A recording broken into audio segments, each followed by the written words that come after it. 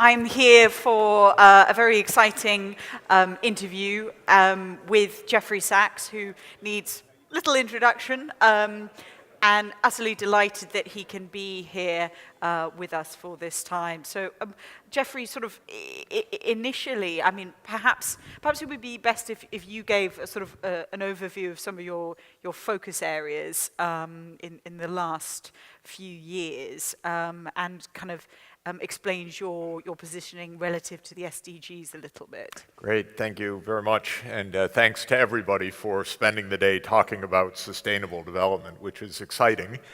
And that is my focus. I've been advising the Secretary General of the United Nations now for the last 17 years and 3 Secretaries General.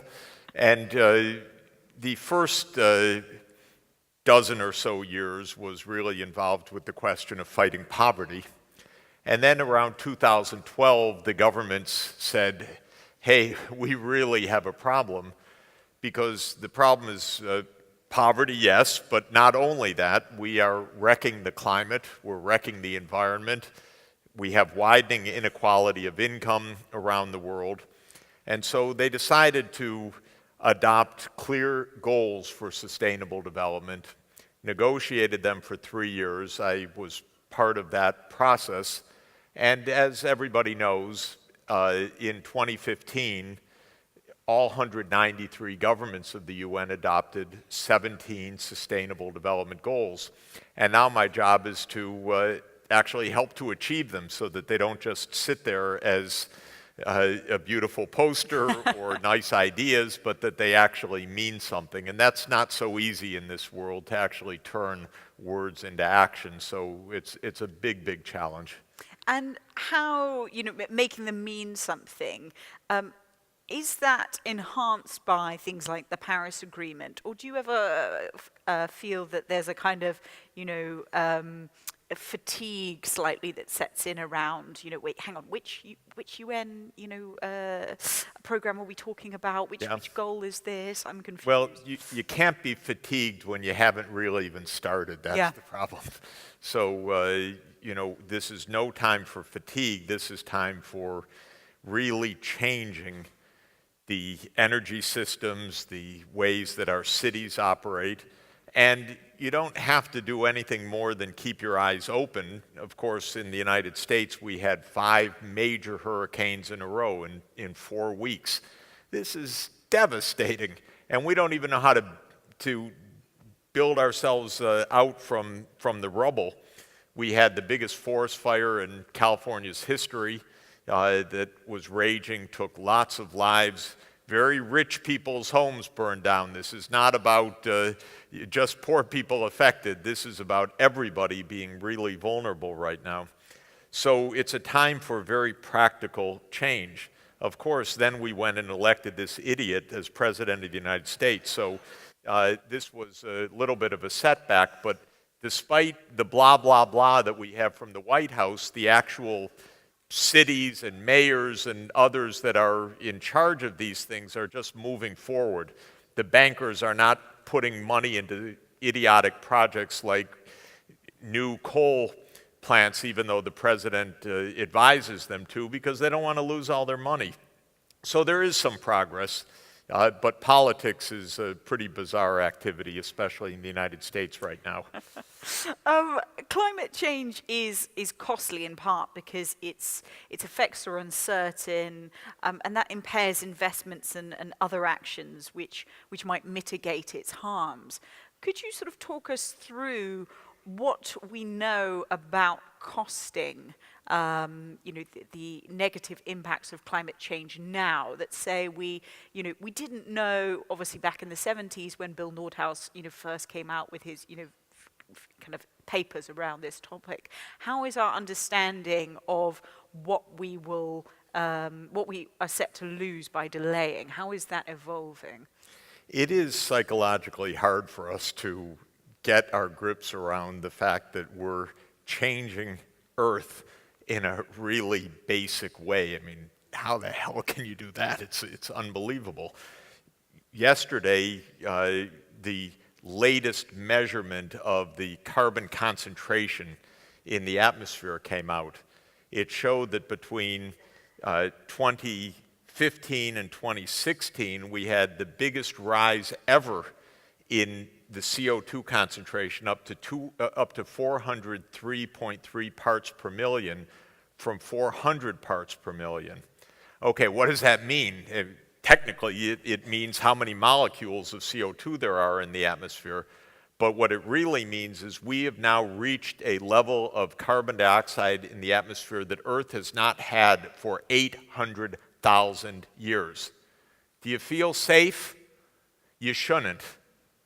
We're creating an environment that we have never experienced before. And I can tell you my not so happy experience as being the head of a center with hundreds of climate scientists for 15 years at Columbia University. There wasn't one day when somebody came up to me and said, "Oh, it's not as bad as we thought." But usually every week or two, my most nerve-wracking colleagues, usually really brilliant people, came up to me and said, "Oh, Jeff, new results. It's worse than we thought." And my most nerve-wracking colleague, Dr. James Hansen, who's the greatest climatologist in America and probably in the world, just can drive you crazy, by the way. First, he's a genius, and he knows everything about the field. And then he kind of sidles up to you and says, "Oh, you know, the last time we had this kind of carbon in the atmosphere, the sea level was 8 meters higher than now. So let's try that one." That wouldn't be too smart. In other words, we're really risking everything.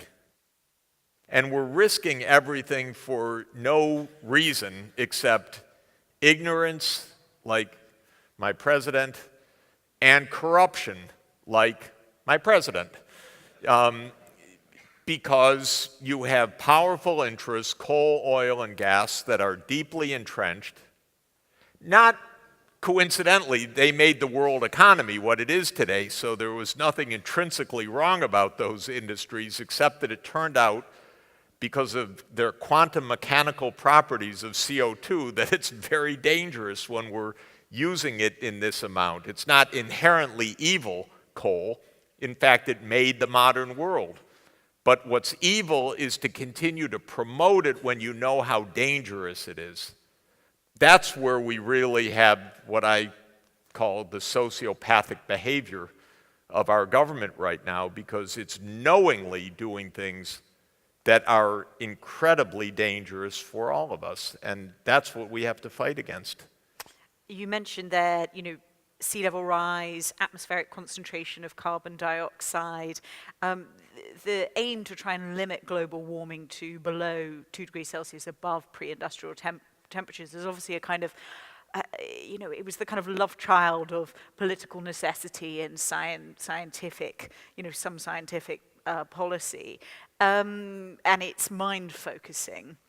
I feel that the SDGs took a different approach. There were so many of them and so many lower targets that how difficult is it to focus on such a broad range of goals? Is something for everyone? Does that mean little for anyone? Yeah, just a couple of things. We have this goal that Miranda's mentioned a couple of times to stay well below 2 degrees Celsius of warming. And technically that means compared to the best estimate of temperature, say around 1800. And as Miranda said, we're already about 1.1 degrees C. And there's a lot of momentum because the Earth is still out of energy balance. In other words, even if we didn't change the carbon anymore in the atmosphere, we'd still have warming. It's because our great global bathtub, the ocean, takes time to catch up with the imbalance of radiation. So we're still warming the oceans. It's gradual. So we've already cooked in 1.3, 1.4 degrees warming. And we're trying to stop well below 2 degrees because the scientists, the ecologists, the hydrologists, the public health specialists, the agronomists, They're all telling us we can't be safe if we go above these levels. And the other thing that makes us have to stop is that we could turn to a tipping point where we have enough warming and enough drying that our forests, for example, the great forests in this region or in the Amazon, turn from being net carbon absorbers to net carbon release. That's one of the reasons why CO2 shot up last year, because the forests naturally released carbon because there was drying, and then as they've studied the Amazon, for example, in very dry years, it becomes a source, not a sink of CO2. So that's a tipping point that could lead to runaway CO2 increases. So we're very, very close to this. And well under 2 degrees, say 1.8 degrees warming, is not safe. It's just a limit we're trying to impose. And Jim Hansen, who I mentioned to you, who's really an amazing gentleman, when the Paris Climate Agreement was reached, I gave a press conference, hooray, we have a global agreement. He gave a press conference, what a sham, this is awful. And the reason is, he said it's not safe to be at 1.8 or 1.5. We're in a danger zone, and he's constantly telling us we're in a danger zone already. Now, you asked about adding more goals, because SDG 13 of the 17 is about climate change. There's actually an asterisk that says Paris Climate Agreement for SDG 13. But why do we have all these other goals? The reason is that we need a more general change of our heads. Because the way the world worked for a long time is get rich, raise GDP, measure everything by growth. And by the way, if you sit down at any table with business people or economists, even if one knows better, all the talk is, well, will we grow at 4% or 3%, 5% or 4%? It's not even an interesting question, by the way. Because if the growth is so maldistributed and it's wrecking the climate, what's it for? We should be asking the question, are we improving human well-being? Is the world becoming more dangerous? Is it becoming safer? Are we ending extreme poverty? Are we ending deprivation? Those are good questions. Are we helping kids to have good brain development? Are we helping kids to get a good education? Instead, we have a number. It's a useful number. And I happen to have been a young student of the master who invented that number, Simon Kuznets, who was a Nobel laureate at Harvard, retiring as I was just starting my student years. But he always said it's not a measure of human well-being. So the Sustainable Development Goals are trying to change the mindset. They're trying to tell us, pay attention to things like health and education, pay attention to the distribution of income, pay attention to whether we're destroying the environment or not. Okay, it turned out that that came out to a list of 17. I kept telling the governments, keep it to 10. You know, Moses kept it to 10, for example. So I thought that was a good precedent, 2 tablets. But when the UN countries came off the mountainside, they had 3.5 tablets, 17 goals, like a triptych. Okay, you can still memorize 17 goals. Stand in front of a mirror and try to remember SDG 4, quality education, SDG 3, universal health coverage, SDG 13, climate change, SDG 15, terrestrial ecosystem conservation, SDG 7, access to renewable energy for all, SDG 9, quality infrastructure, SDG 10, reduced inequality. You can do it and then impress your kids, impress your colleagues, and make them the business theme, really. There are only a few businesses that don't like them. If you're in the oil and gas industry, there's no good news in them, truly. If you're in the coal industry, I apologize. You need to close. There's no future. for coal in a safe world. Doesn't mean tomorrow, it means phase out. Don't build new coal-fired power plants. So for most industries, it's vital. If you're in the food industry, in clothing industry, your sourcing depends on the climate not being wrecked. If you're in the tourist industry, are you going to bring people to hurricanes? Are you going to bring people to submerged beaches? Are you going to bring people to a sign that says orangutans used to live here? No. So for most of us, these are good, solid business goals. For a few industries that need to phase out, they're not so good. When I tell ExxonMobil, you're going to be a tiny little company in 2050, they don't like it. But they need basically to disappear. They think they run the world. That's the problem. And right now, they run the State Department. Yeah. And they do own the Republican Party in Congress. They paid for it fair and square. They hired it. They paid the campaign bills. They said, you've got to vote for us so we can continue to pollute. What's a good campaign donation for? And that's our problem, which is that there are a few powerful interests that are holding on, and they're threatening everybody, even their own children. That's what I don't understand about those company heads. They have families that are on the same planet we are. It's interesting sort of bringing up, powerful interests in powerful countries, because the rich are obviously disproportionate contributors to climate change. I mean, sort of your fears over inequality and climate in the next couple of decades. Look, you go around, as I do for the UN, to very poor places, and they're in a drought. And then they tell you it's the worst drought they ever had. And you know what? They didn't cause it, because they didn't emit any carbon dioxide, but they're suffering from it.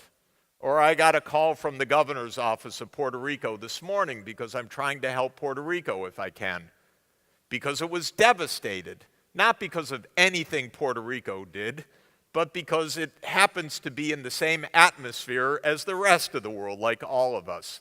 And so the hurricanes are becoming more devastating.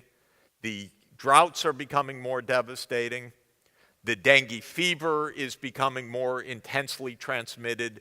Zika virus is spreading because of a warming climate. How reckless can we be? Now, the truth is, let me again state the positive side, 2 positive points. One is that all governments have signed on to the right agenda. We're trying to get the word to President Trump, but all governments signed on to this agenda. That's really positive. When's the last time governments all agreed on something? Why did they all agree on it? Because they were saints sitting in the room? No, because they were all afraid together. That's the truth.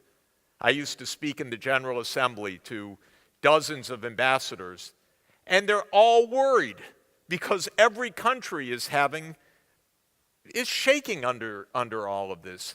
So people know it. It's just the vested interests. There's another piece of good news. There are good alternatives. We're in an age of miracle technologies. We can do things so smart right now.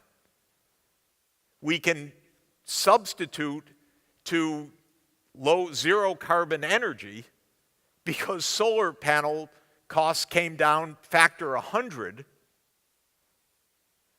and they're going to continue to come down.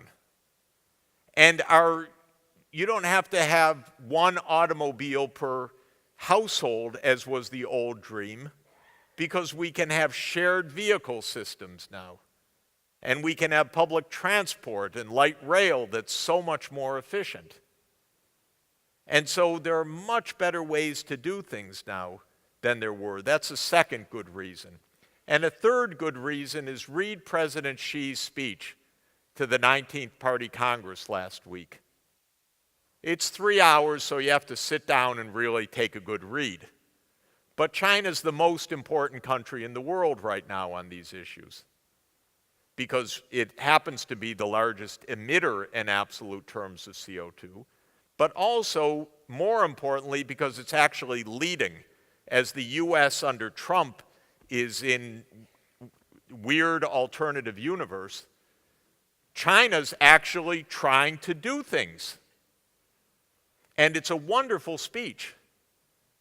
And it talks about how China's going to invest in the low carbon technologies heavily. And they identify the 10, we're all going to be driving Chinese electric vehicles soon, I think.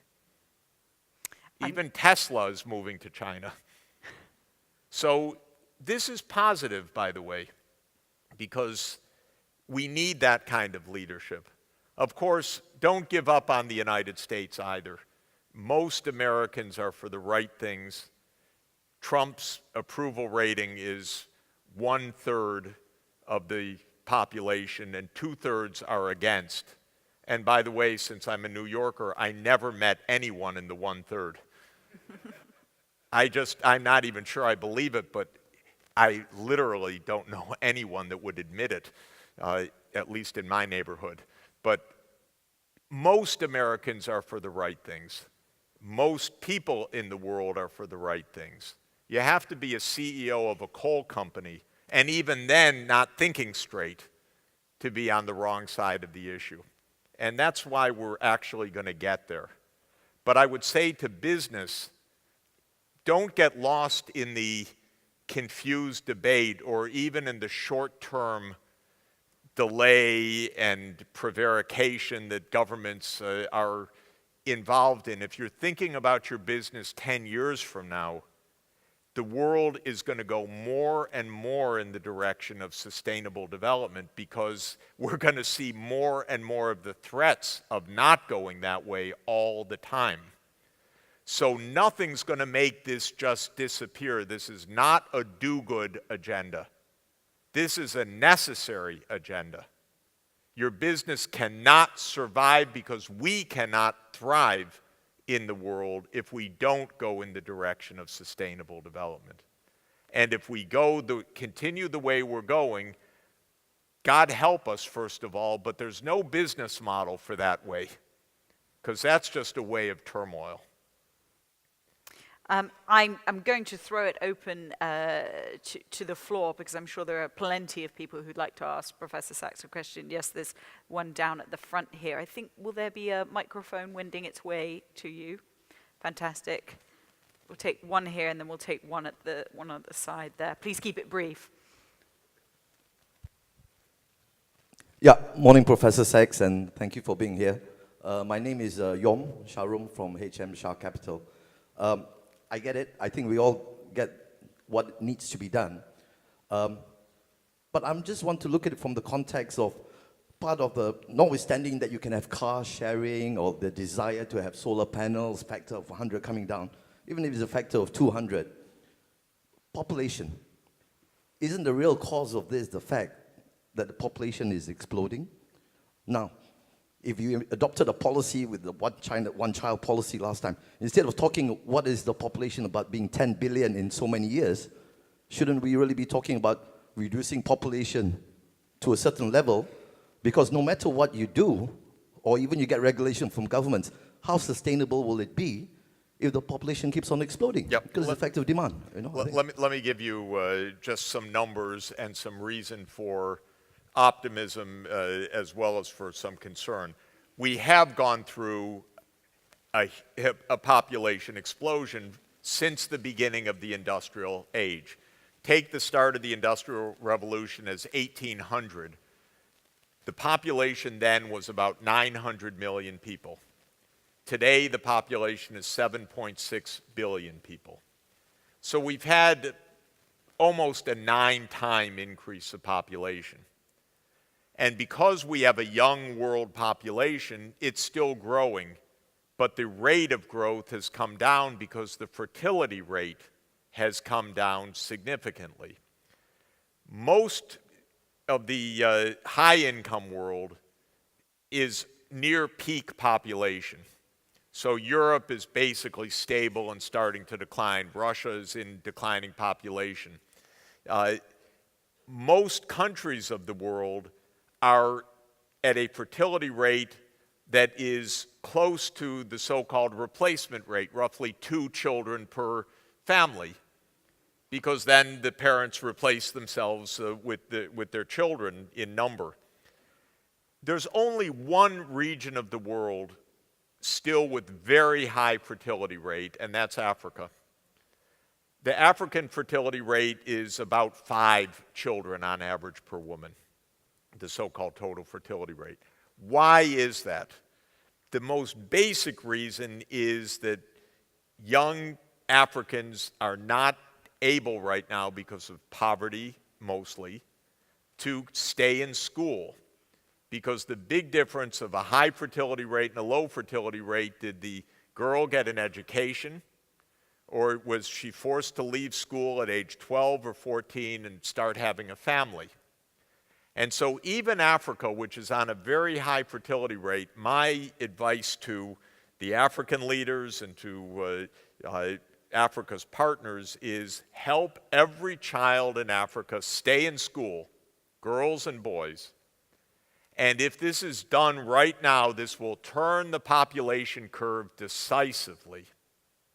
And we could not peak at 7.6 billion, not even at 8 billion probably because of momentum, but we could peak at about 8.5 billion people and then start seeing even a gradual decline of population in the second half of this century. That would be nice. That would really ease the pressures.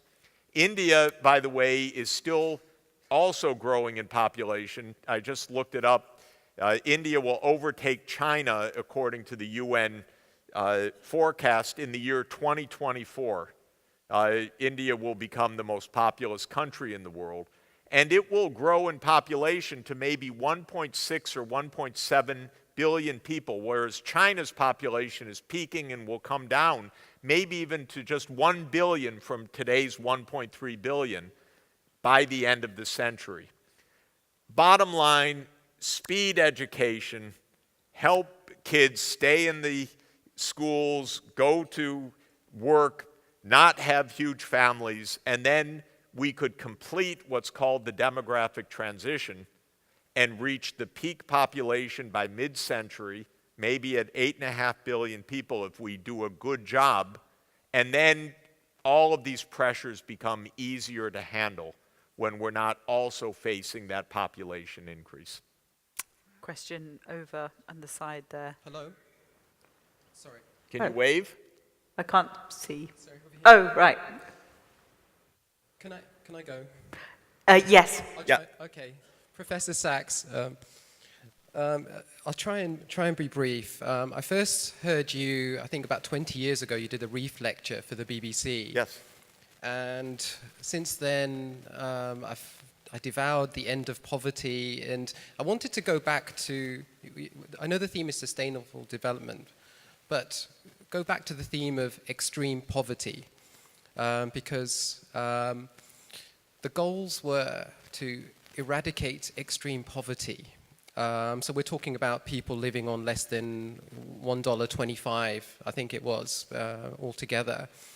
And how close are we to eliminating extreme poverty? Because we'd made really good progress by 2015. But there are still some real challenges. I know Asia is making really good progress, but there's some real challenges, and you alluded to that when you're talking about fertility rates in Africa. Yeah, let me give you a quick rundown on that. Thank you. 200 years ago, 95% of the world was living in what we call extreme poverty. There was almost nothing but extreme poverty in the world. With the Industrial Revolution, with economic development, in the 19th century, extreme poverty started to come down in Europe and the United States, not so much in the colonized countries. From the 20th century, especially the middle of the 20th century, extreme poverty started to come down sharply in Asia. As of 1980, in China, extreme poverty was arguably still 50% or more of the population. By 2020, there will be nobody in extreme poverty in China, 0. India was almost completely poor, And India is within reach of ending extreme poverty this generation, if the policies are good and the development continues well, and especially if the Indian government devotes more effort to education and healthcare and using the information technologies that India is so good at. So India too. The epicenter of extreme poverty in the world today is sub-Saharan Africa. Even there, the rate of extreme poverty has come down. It was about 58%, according to the World Bank estimate, in 2000, fell to 37%, according to the World Bank estimate, in 2015. And it could come down sharply also, because you gotta love connectivity, mobile, new ways of delivering services. Everybody can have a bank account, e-payments, online identification. It's amazing what we can do right now if we deploy these technologies properly. So I wrote a book called The End of Poverty in 2005 and said we could end extreme poverty by 2025. If the world leaders had read that book more carefully, we still could have met that timetable. But interestingly, it became an official goal of the world in the Sustainable Development Goals. SDG 1 is to end extreme poverty by 2030. Okay, so Donald Trump comes in. The first thing he says is we got to cut all foreign aid. I mean, you just can't make this up. Who could dream of this kind of thing? So, you know, if I were writing fiction, rather than trying to say what we could do, maybe I would have been more creative on guessing some of the obstacles. But the fact of the matter is, if we put our minds to it, we could end extreme poverty, absolutely, still by 2030, although it's only 13 years left. But certainly our generation. Get some funds to primary health care, to community health workers, to children in school, decent nutrition for the kids during their formative brain period in the very earliest years, get the infection rates down from lack of sanitation and water, and empower people with mass broadband, because that brings information and it brings capacity to form businesses even in more remote areas. And we'll be on the track if we do those things. And I'm counting on China playing a leading role in this, because China's putting a lot of money in international investment right now. Not only One Belt, One Road, but by the way, One Belt, One Road includes East Africa, which is wonderful, but a tremendous amount of investment throughout Africa as well, and that could be a big game changer. And I'm counting on India finishing its task, because South Asia is the other epicenter. The one thing we absolutely need to end extreme poverty, stop all the wars. The wars are so stupid, so destructive, so costly, so useless. The United States has put $5 trillion into these idiotic wars. Iraq, Afghanistan, Syria, Libya. For what? Not one of them delivered anything useful. $5 trillion down the drain. So this is the stupidity of what we're doing. But if we invested that in actually solving problems, we would have made the timetable easily. It's been an absolute delight to have you with us, Professor Sachs. I know that you've got a pressing engagements elsewhere, but thank you very much for being here. Thank you for sharing your insights. Let me thank you, thank The Economist, which I have loved from the earliest days, and the editor-in-chief's a former student of mine, so I'm proud to claim her. I hope she's proud to claim me as a professor of hers. But I also want to thank Jeffrey Chia, who made it possible for us to be here, because we're sitting in an abandoned mine that was filled with toxics, and that not only was reclaimed, but it became a center of learning, a center of healthcare, and a center of tourism. So if you have any doubt about what sustainable development and vision can do, just look at Mr. Chia. So, Professor Jeffries. Thank you so much for your Thanks a lot. time.